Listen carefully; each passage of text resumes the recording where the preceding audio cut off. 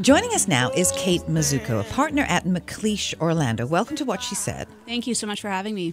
Now, we want to talk about personal injury law firms because they often get a bad rap, you know. So why don't you take us through what goes on behind the scenes at a personal injury law firm?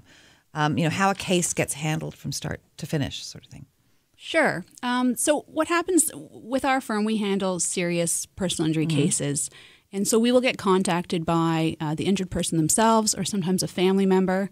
And they often get our names from either a lawyer that they may know who practices in another area or a healthcare practitioner, or, they've been referred to us from someone perhaps they know who's been involved in an accident, have used our services before. And we will set up an initial meeting with this individual.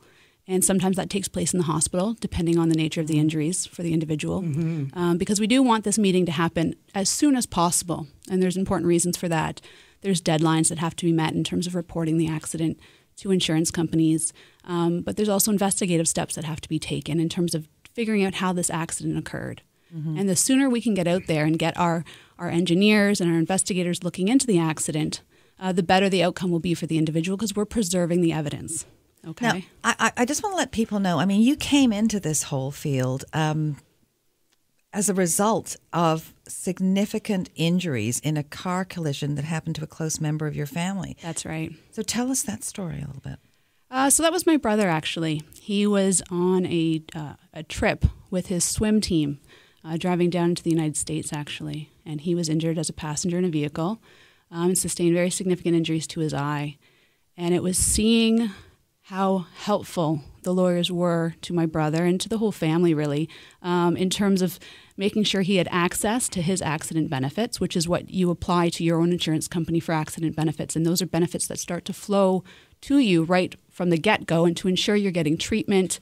He had surgeries that he required down in the States, which obviously would have been a significant cost. So all of that gets covered.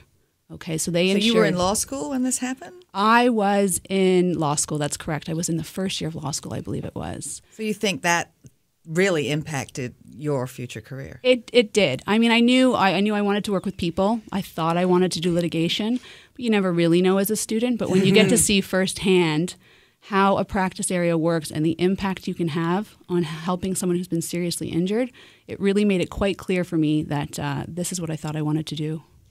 Well, there are also some major cases that have defined personal injury law that people just don't know about. Absolutely. There are cases that, there are cases from the late 70s that are very significant in terms of shaping personal injury law and how compensation is determined and how ensuring our laws allow injured people to be adequately compensated. There's an Andrews case from 1978, and it is when our Supreme Court put in place, we have a cap for our pain and suffering awards. That's very different from the United States. So that's a very significant case. But that case also talked about some really important principles in terms of future care. So one of the categories of damages that someone can claim in a personal injury lawsuit is their future care needs. So what services are they going to need, and what assistive devices are they going to need to ensure that they can maintain the function that they have left after an accident, and even if there's some improvement that can still be made to ensure that they're allowed to do that. And people don't realize that can be hundreds of thousands of dollars a year. Oh, it can be millions of dollars. When you factor in if someone has significant attendant care needs, that's someone there to ensure, perhaps with significant brain injuries, that someone needs supervision. They need cueing throughout the day. They've got significant cognitive and behavioral impairments that they really do need someone with them. Those services exceed $200,000 a year. If you factor in that there might be some home modifications needed at the outset, that can be several $100,000. So the numbers get high very quickly.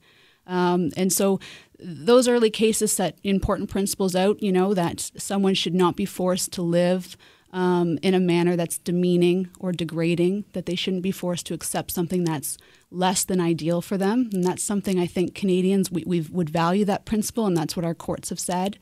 That if there's family members that have stepped in to provide support, especially at the outset before the case is completed, where there hasn't been the funding or enough funding, that the individual who's caused the wrong shouldn't be expected to get a deduction because there's family members in place. That, a mother or a wife that has stepped in to provide those services shouldn't be providing those services for free. And perhaps, it even puts a strain on the relationship to often be stepped into the shoes of a caregiver when you're actually, someone's wife. You're describing what happened to a colleague of ours, Bill Atanasoff, a City TV cameraman who was hit on the job by a drunk driver. Drunk driver had no insurance.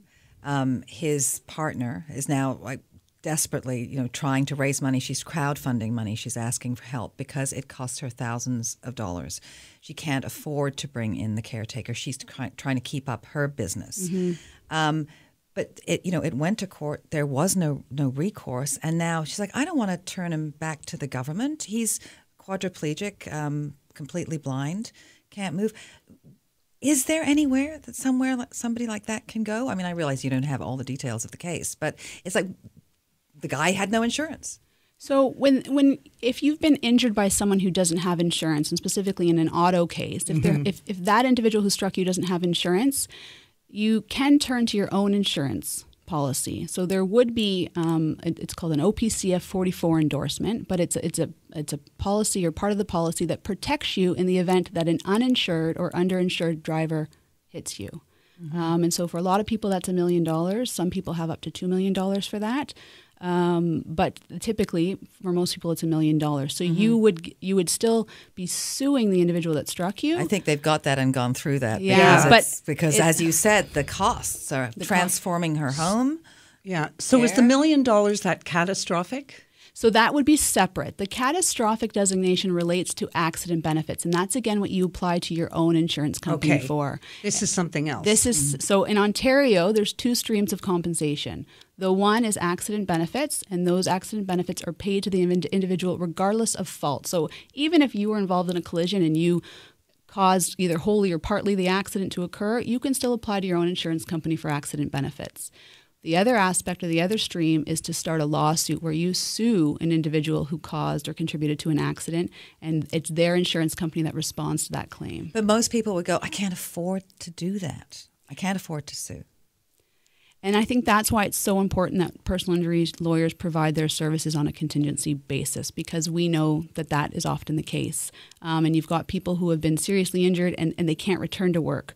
So even, it's difficult to afford a lawyer, in many situations, but certainly if you're not working, it becomes even that much more difficult. And if you've been put in that position because you're injured, then it's so important that those individuals have access to lawyers on that basis. So how do you choose a personal injury law firm? Because there's an awful lot of advertising out there. There are. I think you need to do your research. I think there is a lot of information on the internet, and you get a good sense of law firms from their website. I think you want to look at to see who's being recommended and who they're being recommended by. Law firms that are recommended by their peers in the legal community, mm-hmm. I think that's a good indication. I think you want to look to see, is this a law firm that goes to trial? Because that's something that's very important. Mm-hmm.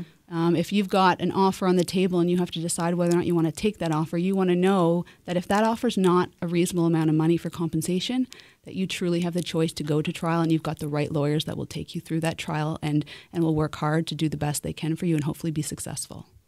So quickly, for our listeners, if something happens, how fast should they get a hold of a lawyer?